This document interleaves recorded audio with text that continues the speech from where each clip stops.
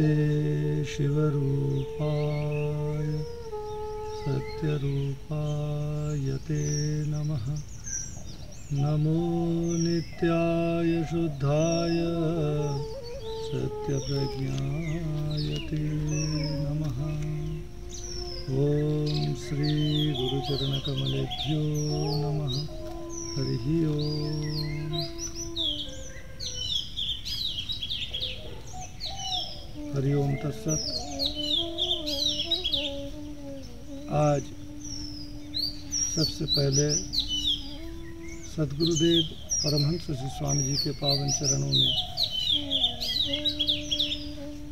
कोटि कोटि प्रणाम निवेदन करते हुए आप सभी योगाभ्यासी, योग प्रेमी, श्रद्धालु, साधक साधिकाओं को बहुत बहुत शुभकामनाएं। आज इस योग सत्र में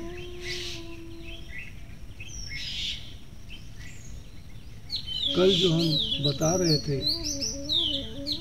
आसन प्राणायाम के माध्यम से कैसे हम शरीर को स्वस्थ रख सकते हैं और इम्यूनिटी पावर को कैसे बढ़ा सकते हैं। कल तो हमने बताया था आप लोगों को कि आसन में जैसे कि शशांकासन, सेतु बंधासन, उसके बाद सर्वांग आसन, ये सब आप लोग कल देख चुके हैं, कर चुके हैं। उसके साथ साथ जो मैं पिछले एपिसोडों में बताया था आपको कि कुछ हल्का फुल्का आसन भी आप रोज किया करें, उससे ही प्रारंभ करें। आइए आज हम उसका एक क्रम बना लेंगे। हाथ, पाँव और गर्दन के अभ्यास के साथ फिर जो इम्यूनिटी पावर बढ़ाने के लिए जो आसन है उसका अभ्यास करेंगे। तत्पश्चात प्राणायाम के बारे में मैं फिर आपको बताऊंगा। आइए सब तैयार हो जाएं। अब सबसे पहले हम हाथ से शुरू करते हैं। हाथ को ऐसे सामने फैला लें। अब उंगलियों को फैलाना है और मुट्ठी बांधना है। ये अभ्यास सब कोई कर सकते हैं। एक, सांस लेते हुए, 2, 3, 4, 5, 6, 7, 8। अब पंजे को ऐसे करें, एक कहने से सामने की ओर, 1, 2 नीचे, 3, 4, 5, 6, 7, 8। अब ऐसे मुट्ठी बांध कर घुमाएंगे। 1, 2, 3, 4, 5, 6, 7, 8, 9, 10। अब हाथ सामने ऐसे करते हैं, बिल्कुल सीधे कंधे के सामने, बिल्कुल एकदम। 1, 2 सांस के साथ, 3, 4, 5, 6, 7, 8। अब हाथ को ऐसे करें। 1, 2, 3, 4, 5, 6, 7, 8। अब ऐसे घुमाने का है, कंधों को बढ़िया से घुमाएंगे। 1, 2, 3, 4, 5, उल्टा, 6, 7, 8, 9, 10। अब आप हाथ को ऐसे करें, फंसा लें उंगलियों को, पीछे से सामने की ओर प्रेशर दें और सिर को सामने से पीछे की ओर, और एक वाइब्रेशन क्रिएट होगा, उसको आप अनुभव करें। सांस लीजिए, रुकिए और इस क्रिया को करिए।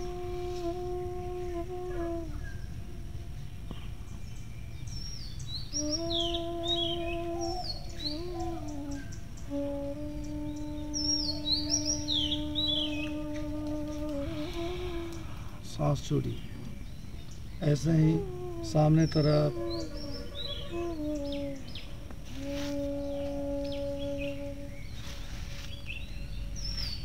फिर बाएं तरफ सांस लेते हुए। ये अभ्यास सर्वाइकल स्पॉन्डिलिसिस, गर्दन में जकड़न, दर्द, नेक पेन, ये सब के लिए बहुत ही लाभकारी है। साथों साथ ये हाथ का जो हमने बताया, ये सारे जॉइंट्स के लिए, मणिबंध वाला, केहूनी, कंधा, ये सारे जॉइंट्स को बिल्कुल फ्री करता है और उसको फ्लेक्सिबल बनाता है। अब आइए पाँव की कुछ अभ्यास करें।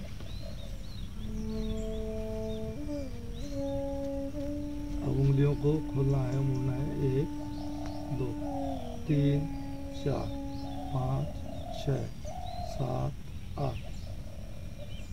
अब दोनों पाँव को जोड़ लें। सांस लेकर के सांस लीजिए, सामने झुकाइए। 1 2 3 4 5 6। सांस लेते हुए आप ऐसे करके रोक करके 10 तक गिनती भी कर सकते हैं। 1 2 3 4 5 6 7 8 9 10। ये घुटनों के लिए बहुत ही लाभकारी है। और ध्यान में, प्राणायाम में बैठने के लिए, जो हमें आराम से बैठने के लिए सहयोग प्रदान करता है, ये आसन जो है बहुत ही लाभकारी। ये प्रैक्टिस, ये क्रिया हमको बहुत सहयोगी साबित होगा, इसलिए इसको बढ़िया से करेंगे। और इसके साथ देखिए, अब लेफ्ट राइट को इस ढंग से हम करेंगे इसको। 1 2 3, घुटनों के लिए बहुत ही बढ़िया है। 4 5 6 7 8 9 10। आप थोड़ी देर ऐसा करें। 1 2 3 4 5 6 7 8 9 10। अब घुमाइए। 1 2 3 4 5, उल्टा 6 7 8 9 10। अब आप घुमाइए गोल चक्र, इसको घुमाइए ऐसे। अब श्रोणी प्रदेश को हम घुमाएंगे। 1 2 3 4 5 6 7 8। फिर ऊपर नीचे 1 2 3 4 5 6 7 8। इस तरह आप 10-15 बार कर सकते हैं। फिर दूसरा पैर। 1 2 3 4 5 6 7 8 9 10। फिर सोने प्रदेश को 1 2 3 4 5 6 7 8 9 10। और ऊपर नीचे 1 2 3 4 5 6 7 8 9 10। इतना करने के बाद थोड़े देर तितली आसन कर लेते हैं सब लोग। इसको अंदर कर लें ऐसे जोर से। ये आसन बहुत ही, जैसे कि पद्मासन, सिद्धासन वगैरह हम करते हैं, उसमें बैठने के लिए ये बहुत सहयोगी आसन है। और विशेष करके माताओं के लिए भी, यह गायनिक प्रॉब्लम्स के लिए भी बहुत ही लाभकारी है। इसलिए इसको बढ़िया से करें। जिन लोग को नहीं बनता है ऐसे, वे सांस लेते हुए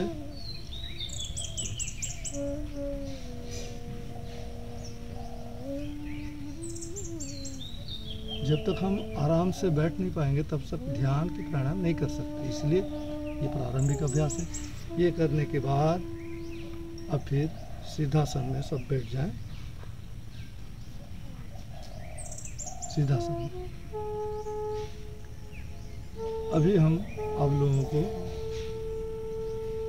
प्राणायाम के बारे में बताएंगे। कल जैसे आसन बताया था आप लोगों को, जैसे कि शशांकासन, सेतुबंधासन, और उसके साथ सर्वांगासन, ये सब बताए थे। उसके बाद थोड़ी देर शवासन में लेट जाएं, फिर प्राणायाम का अभ्यास करें। प्राणायाम में आपको हमने बताया था, हमने क्या बताया था कि प्राणायाम में भस्त्रिका का, तो भस्त्रिका का प्रारंभिक अभ्यास पर बताया था। उसमें आपको जैसे कि सांस को जितना लेना है उतने ही छोड़ना पड़ता है। अब बताऊंगा मैं आपको कि सबसे पहले हमने कल 3 क्रम बताया था, जैसे कि बाएं नासिका से श्वास लेना छोड़ना, फिर दाहिने नासिका से श्वास लेना छोड़ना 20-20 बार, फिर दोनों नासिका से जितना ले रहे हैं उतने छोड़ रहे हैं। उसके साथ साथ फिर अपने को मध्यम गति तीव्र गति से भी अपने सामर्थ्य के अनुसार उसको करना चाहिए। और भस्त्रिका का अर्थ होता है, भस्त्र शब्द धोंकनी, लोहार के पास जो धोंकनी होता है वो धोंकनी मतलब धोंकनी से जैसे वायु का प्रेशर दे करके हम क्या करते हैं कि आगी को तपाते हैं, प्रज्वलित कराते हैं। ऐसे ही हम भस्त्रिका प्राणायाम के माध्यम से अपने प्राण को उज्जीवित करते हैं, उत्ताप को बढ़ाते हैं। और उससे क्या होता है, हमारे जो शरीर के अंदर ऑक्सीजन की मात्रा रक्त में अवशोषित जो होता है उस क्रिया भलीभांति होता है, और कार्बन डाइऑक्साइड के साथ विषाक्त पदार्थ हैं सब निकल जाते हैं, निष्कासित हो जाते हैं, और उससे हम स्वस्थ होते हैं। और विशेष करके जैसे कि ब्रोंकाइटिस, लंग्स का प्रॉब्लम जिनमें हो, जैसे कि कोरोना के चलते कोरोना में लंग्स को ज़्यादा इफेक्ट पड़ता है, इसीलिए भस्त्रिका को अब सही ढंग से करना चाहिए। उससे क्या होगा, भस्त्रिका से आपका लंग्स, आजमाइटिक टेंडेंसी, आस्थमा, दमा, ये सारे जो बीमारियां हैं स्वास्थ्य संबंधित, ये सारे के सारे बीमारियां इससे दूर होते हैं। तो इसीलिए भस्त्रिका को आप अपने सामर्थ्य के अनुसार धीरे धीरे बढ़ाते जाएंगे, और 2 मिनट 3 मिनट तक उसको आप करें। प्रारंभिक अभ्यास में आराम से करें, और जब कभी चक्कर आए सिर में या कहीं पर दर्द महसूस हो तो बिल्कुल एकदम खामोश बैठ जाएं, शांत बैठ जाएं, और केवल ही केवल श्वास को देखें। तो इसलिए ये भस्त्रिका को कल हमने बताया था। अभी हम आपको 2-3 बार करके बताते हैं। उसमें आप ध्यान दें कि भस्त्रिका में मध्यपट डायफ्राम में हम लोग श्वास भरते हैं उसमें, और उसको हम जब श्वास भरते हैं, जितने श्वास भरते हैं उतने ही छोड़ देते हैं। तो इस प्रक्रिया को अब थोड़ी देर देख लीजिए। आइए कुछ देर भस्त्रिका का अभ्यास कर लेते हैं। सबसे पहले दाहिने नासिका रंध्र को बंद कर दें, बाएं नासिका से श्वास लें और छोड़ें। और ये है अपना प्राणायाम मुद्रा। इसमें वृद्धांगुली को दाहिने नासिके पर और अनामिका को बाएं नासिके पर, और दोनों उंगलियां बिल्कुल बीचों बीच से। और ध्यान देना है कि ये अपना हाथ का पोर्शन छाती में ऐसे दबाव न डालें, ठीक है। अब करें।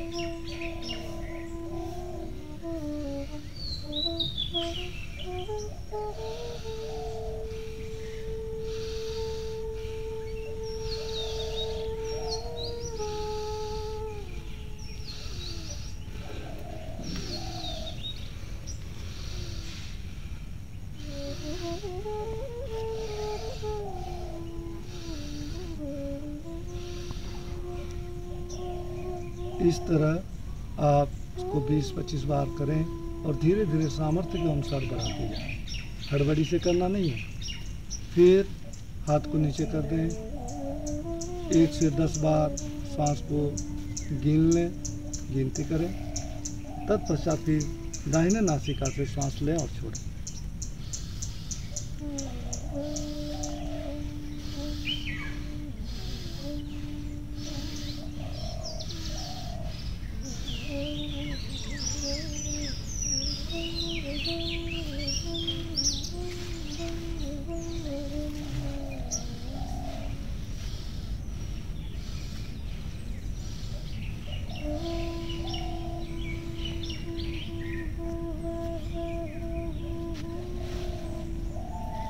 अब दोनों नासिका से श्वास लें और छोड़ें। आराम से करिए, बिल्कुल एकदम।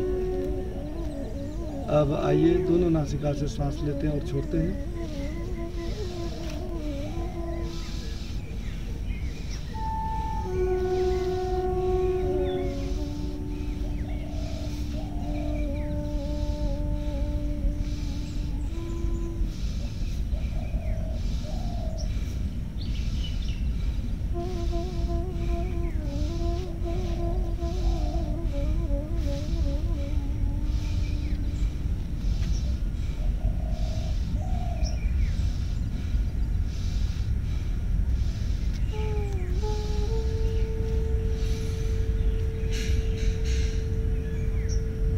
आखिरी सांस को आप लंबी और गहरी ले लेंगे और छोड़ेंगे।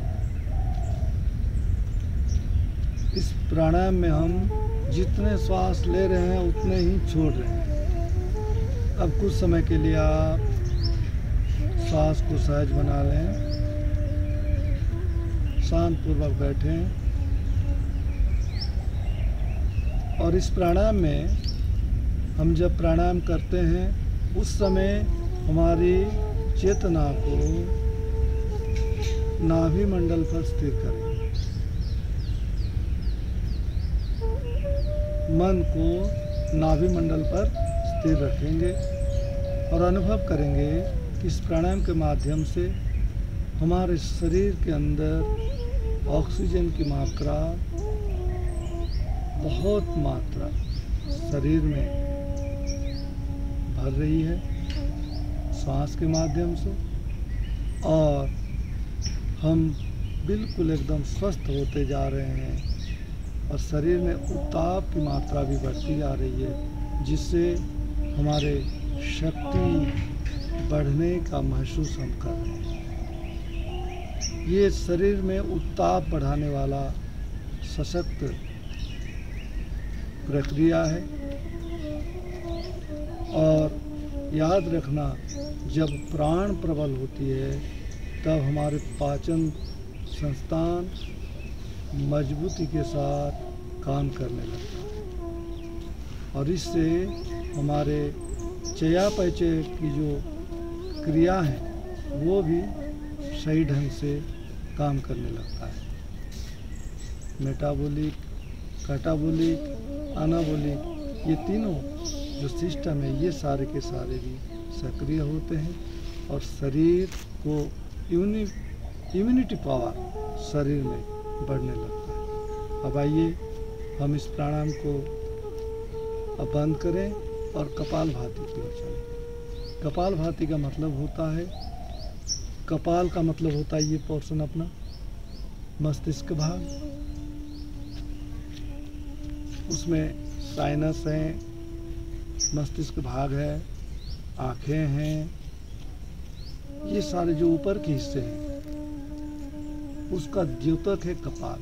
और भाति का मतलब होता है प्रकाशित करना, उसको प्रकाश करना, मतलब स्वच्छ बनाना, शुद्ध बनाना। हठ योग में ये आता है ये क्रिया कपालभाति, और उसको हम कपाल शोधन भी कहते हैं। तो कपाल पोर्शन को, ऊपर हिस्से को स्वच्छ बनाने के लिए और साथों साथ ये निचले हिस्से पे। क्यों? इस प्रक्रिया में क्या होता है कि जब हम श्वसन क्रिया करते हैं, सांस केवल इसमें छोड़ने का रहता है, श्वास को छोड़ने का रहता है। हम बताएंगे आपको कि जैसे कि हम सिद्धासन में बैठ गए, मेरुदंड बिल्कुल सीधा, गर्दन सीधा, आंखें बंद। अब आप क्या करेंगे, सबसे पहले प्रारंभिक अभ्यास में हम गहरी सांस लेंगे, उदर भाग में भरेंगे, फिर छोड़ के उदर भाग को बिल्कुल हथेलियों को ऐसे सिकुड़ करके अंदर की ओर ले जाएंगे। मतलब श्वास लेते समय उदर भाग, छोड़ते समय अंदर की ओर।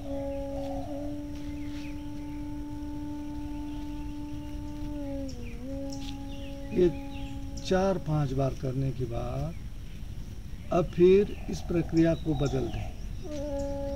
इससे बिल्कुल सहजतापूर्वक हम कर सकते हैं इस प्राणायाम को। उसके बाद केवल श्वास को जोर देकर के छोड़ने का रहता है और छोड़ते समय उदर भाग को अंदर की ओर करने का। ठीक है, अब सब लोग बिल्कुल एकदम आराम से करेंगे इस प्राणायाम को। और कपालभाति से करते समय हमारे भ्रूमध्य, दोनों भ्रुवों के मध्य भाग पर जब करते हैं तो शून्यता का ध्यान भी उस समय कर सकते हैं, ओमकार का ध्यान कर सकते हैं। मन को यहीं पर टिकाए रखेंगे और इस प्राणायाम को आराम से करेंगे, बिल्कुल एकदम प्लेजरफुली करेंगे इसको। चलें शुरू करते हैं।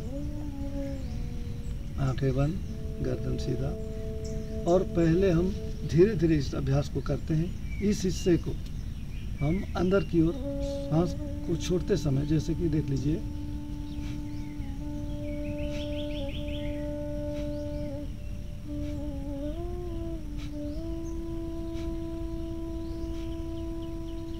ऐसे। अब इस अभ्यास को इसी ढंग से करेंगे, हड़बड़ी से करना नहीं है और जोर भी देकर इसमें नासिका कुंचन करके भी करना नहीं है, ये गलत तरीका है। आराम से करेंगे इस अभ्यास को। तैयार हो जाए सब कोई, बिल्कुल सीधे, एकदम सीधे बैठे।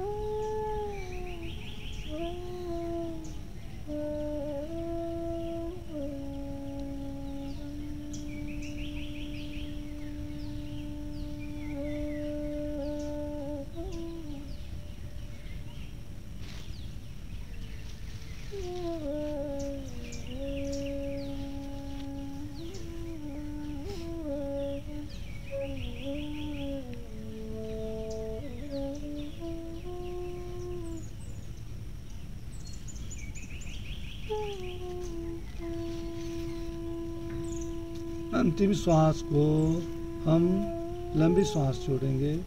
देख लीजिए,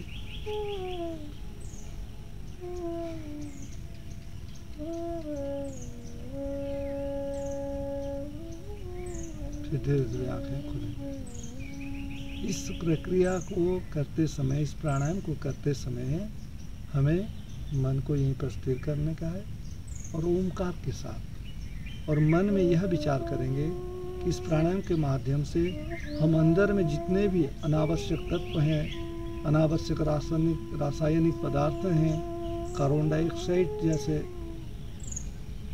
चीज़ें हैं, इन सारी चीज़ों को हम जबरन धकेल करके बाहर निकाल रहे हैं और उसके बदले हम स्वयं स्वच्छ होते जा रहे हैं, बिल्कुल स्वच्छ, एकदम शुद्ध, कपाल भाग से लेकर के उदर भाग तक। और ये प्राणायाम से हमारे जो गायनिक सिस्टम और विशेष करके प्रोस्टेट प्रॉब्लम जिन लोगों को है, ये प्राणायाम को माताएं भी कर सकती हैं। गर्भाधान से पूर्व प्रस्तुति के लिए भी बहुत लाभदायी है और इससे यूरिनरी इन्फेक्शन, यूटीआई जिसको बोलते हैं, ट्रैक इन्फेक्शन जो होता है, यूरिनरी ट्रैक इन्फेक्शन, उसमें भी ये लाभदायी सिद्ध होता है। इसीलिए इन्फेक्शन और उदर भाग की जो हमारे आते हैं उसको भी मजबूती के साथ ये एक सुंदर व्यवस्था देता है। इसीलिए इस प्राणायाम को बढ़िया से ही आप करें और हड़बड़ी नहीं, आराम से बिल्कुल सांस छोड़ते जाएं और अंदर की ओर इसको लेते जाएं। और याद रखना, जब इस प्राणायाम को हम प्राणायाम के अंतिम चरण में पहुंचते हैं तो लंबी सांस छोड़ते हुए हमें कुछ समय के लिए अंतड़ियों को अंदर खींचते हुए उड्डयन बंद को लगाने का है।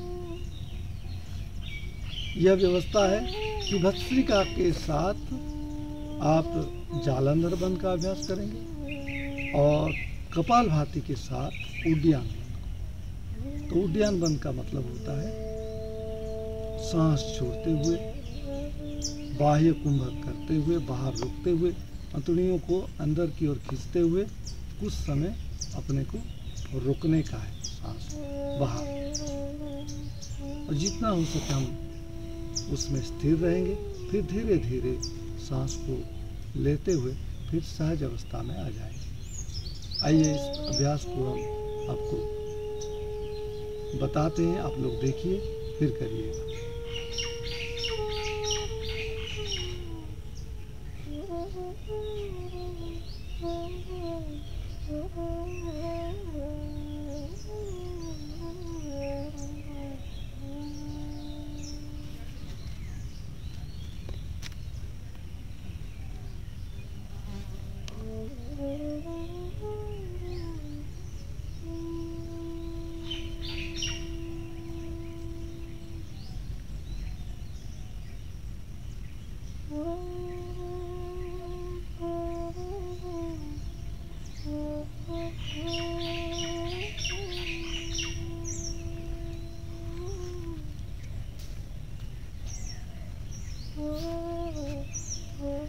अब धीरे धीरे आंखें खोलें, श्वास छोड़े, लंबी सांस छोड़ दिया आप, जैसे कि फिर दोनों कानों को ऐसे ऊपर कर दिए। ये कर देने का, घुटनों के ऊपर हाथ है, ऐसे करने से अपने को बल मिलता है और आराम से हम कर सकते हैं। और थोड़े सामने एकदम हल्के से झुक जाए ऐसे, और ठुड्डी को छाती पर दबा दें और बाहर सांस को रोकें। फिर से एक बार कर लेते हैं।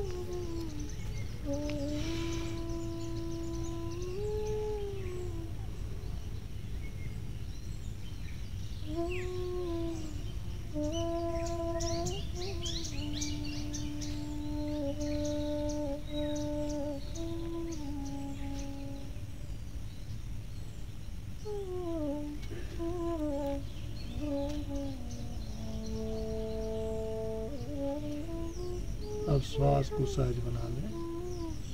ये है कपालभाति। तो कपालभाति के साथ उद्यान बल को हम जोड़ेंगे, इससे हमें बहुत एनर्जी मिलेगी, बहुत। तो उससे जो मैं बता रहा था कि कपालभाति का सही जो तरीका है और करने के बाद जो हमें लाभ मिलता है, दोनों को हम अनुभव करते हैं। तो आइए अब इस प्राणायाम के बाद मैं तीसरा प्राणायाम बताऊंगा, अनुलोम विलोम। अनुलोम विलोम और नाड़ी शोधन प्राय समान है।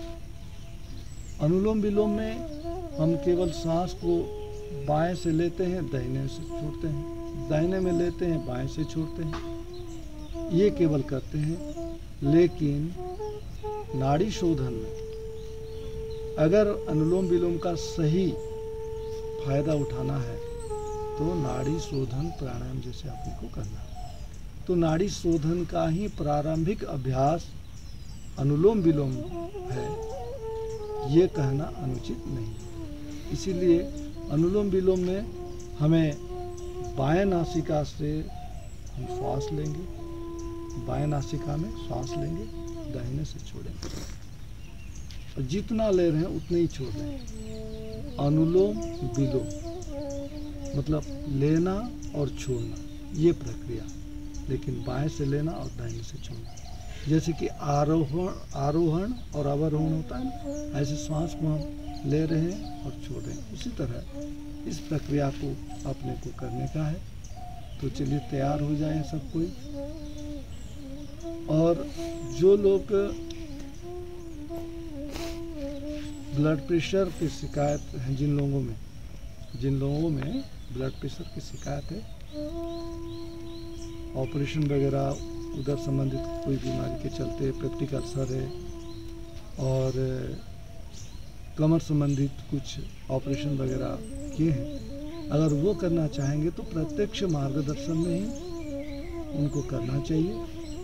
ये नहीं कि हम YouTube देख लिया और कर लिया, ऐसा नहीं तो फिर संपर्क फोन में बात करके अपने जो समस्याएं हैं उसको बताते हुए फिर उसको करना चाहिए। अब आइए हम कपालभाति के बाद अनुलोम विलोम कैसे करें आपको हम बताते हैं।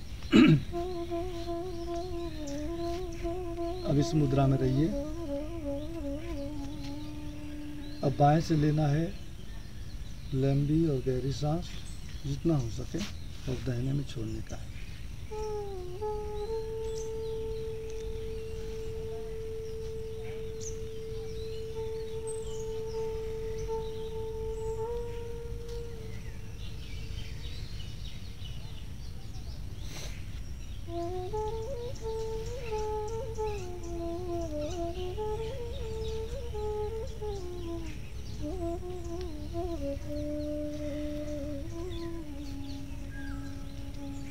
ऐसे आपको कम से कम 10, 20 बार, 25 बार करके धीरे धीरे बढ़ाते हुए 1, 2, 3 मिनट तक इसका अभ्यास करते जाएं। और आवश्यकता के अनुसार, सामर्थ्य के अनुसार आप इस प्राणायाम को बढ़ा सकते हैं। बाएं में लिए दाहिने से छोड़ें, दाहिने में लिए बाएं से छोड़ें। इस प्रक्रिया को आप करेंगे। और याद रखना कि प्राणायाम को कभी भी घूमते फिरते, चलते फिरते करना नहीं है। मैं कभी कभी देखता हूँ पार्क में कहीं पर लोग घूमते रहते हैं और प्राणायाम भी ऐसे मुद्रा में ऐसे करते रहते हैं। ये उचित नहीं है। हमारे जो यौगिक परंपरा है, महर्षि पतंजलि ने जिस विधि से ये करने के लिए बताए हैं, हमारे संत महापुरुष, हमारे सद्गुरुदेव जी जिस तरीके से करने के लिए बोले हैं, वह बिल्कुल एकदम वैज्ञानिक है। ये नहीं कि हम जल्दी से जल्दी ठीक हो जाएं कह करके जब भी कर लें, ऐसा नहीं है। प्राणायाम को हम कर सकते हैं, लेकिन कैसे कर सकते हैं? भोजन के 3 से 4 घंटे के बाद कर सकते हैं। और सवेरे का तो समय अपने पास है ही है, सवेरे और शाम को कर सकते हैं। इसीलिए अपने हिसाब से समय को आप स्थिर कर लीजिए कि उसी समय ही आपको प्राणायाम, आसन वगैरह करने का है। तो अनुलोम विलोम में हम और थोड़ी देर आपको बताएंगे कि अब सांस हम ले रहे हैं और छोड़ रहे हैं। इस प्रक्रिया के साथ आप अनुभव करेंगे कि लेते समय आप जिस श्वास को ले रहे हैं, यहाँ एक भी, जैसे कि नाक का जो आकार है वो भी के समान है। तो सांस लेते समय लिए, फिर जहाँ हम बिंदु लगाते हैं भ्रूमध्य के मध्य भाग पर, यहीं पर नासिका का जो प्रारंभ है, वहीं से फिर इधर दाहिने तरफ ऐसे भी का शेप। श्वास लेते समय हम इस कल्पना करें कि वी के आकार से हम श्वास को ले रहे हैं और छोड़ रहे हैं। जैसे दाहिने से लिए, इधर से उल्टा भी, इधर से जब लिए सीधा भी, ये हो गया। अब उसके बाद हम क्या करेंगे? सांस को मन ही मन, जब हम प्राणायाम कर रहे हैं तो उसी सांस को वी फिर एक त्रिभुज का अंकन करेंगे हम। ये एक चक्र हो जाएगा। लिए 1, 2, 3, मतलब सांस लिए एक रेखा, फिर दोनों नासिका से बंद करते, फिर दाहिने तरफ छोड़े 2, फिर उसी सांस ही इधर से लेते हुए हम फिर ऐसे लेंगे त्रिभुजाकार। ये श्वास एक घूर्णायमान त्रिभुज है, मान लीजिए आप। ये ऐसे ही मोशन में हम सांस को ले रहे हैं और छोड़ रहे हैं। इस प्रक्रिया को आप अनुभव करते हुए अगर करेंगे तो इससे क्या होगा कि हमारे जो यहाँ पर आज्ञा चक्र है, यहाँ पर जो आज्ञा चक्र है दोनों भ्रुवों के मध्यभाग पर, और पीनियल ग्लैंड जिसको हम कहते हैं, वो एक्टिवेट होगा। इससे पिट्यूटरी ग्लैंड, पीनियल ग्लैंड दोनों एक्टिवेट होते हैं। और ये प्राणायाम नाड़ी शोधन के साथ बिल्कुल जड़ित है, नाड़ी शोधन जैसा ही है। इसीलिए नाड़ी शोधन में सांस को रोकना पड़ता है अंतर कुंभक बहिर्कुंभक को तो कल मैं बताऊंगा, लेकिन आप इतना जान लें कि इस प्राणायाम से ये दोनों ग्रंथियां एक्टिवेट होते हैं, उससे हम बहुत कुछ लाभ पाते हैं, बहुत कुछ लाभ पाते हैं। अनुलोम विलोम सब कोई कर सकते हैं, आराम से कर सकते हैं, और इसको जितना बढ़िया से करेंगे उतने ही जल्दी से जल्दी आपको फायदा भी मिलेगा। अनुलोम विलोम से हार्ट संबंधित, लंग संबंधित, लिवर संबंधित, स्प्लीन संबंधित सारे बीमारियां दूर होते हैं, और विशेष करके मानसिक रोगियों के लिए भी बहुत लाभकारी है। ये तीनों प्राणायाम भस्त्रिका, कपालभाति, अनुलोम विलोम, और जब हम मानसिक रूप से स्वस्थ रहते हैं और संपूर्ण अवयवों को संतुलित, श्रृंखलित और सक्रिय करने में समर्थ होते हैं, तब जा कर के हमारे अंदर इम्यूनिटी पावर बढ़ता है। तो आइए इस तीनों प्राणायामों को आप बढ़िया से करेंगे। कल ये तीनों प्राणायाम के साथ हम और एक प्राणायाम नाड़ी शोधन, ये चारों प्राणायाम और उसके साथ और एक प्राणायाम जोड़ेंगे कल, भ्रामरी। ये 5 प्राणायाम को एक साथ कैसे करेंगे उसको हम आपको बताएंगे। सर्वे भवन्तु सुखिनः, सर्वे सन्तु निरामयाः, सर्वे भद्राणि पश्यन्तु, मा कश्चित् दुःख भाग् भवेत्। हरि ओम तत्सत। और मैं सबसे अनुरोध करना चाहूँगा कि इस विश्वात्म चेतना यूट्यूब चैनल को आप सब्सक्राइब करें और बहुत लोगों को शेयर भी करें, ताकि इस यूट्यूब चैनल से सब लोगों को लाभ मिले और योगाभ्यासी भाई बहनों को योग का भी सही ज्ञान मिले।